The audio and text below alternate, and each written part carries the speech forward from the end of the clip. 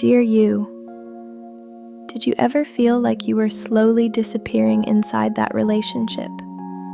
Like you were losing yourself, your voice, your confidence, your sense of reality, and you couldn't even explain how it happened? What you experienced might have been more than just toxicity. It might have been narcissistic abuse.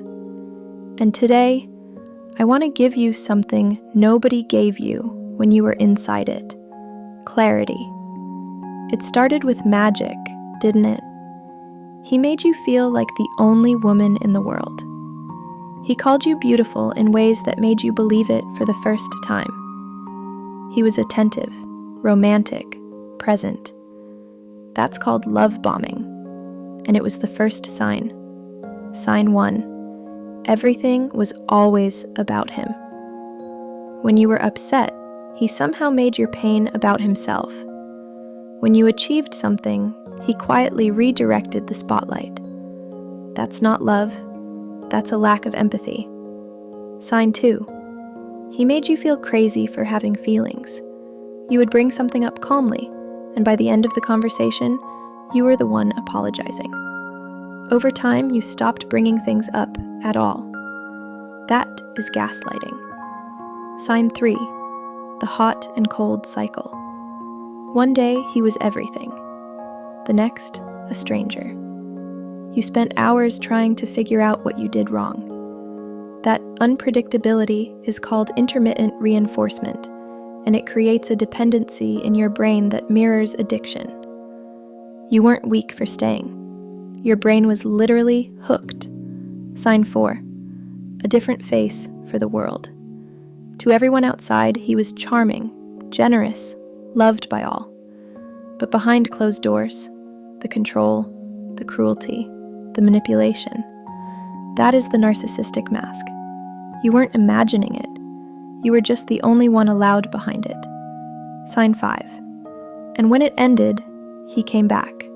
A text, a like, I've been thinking about you.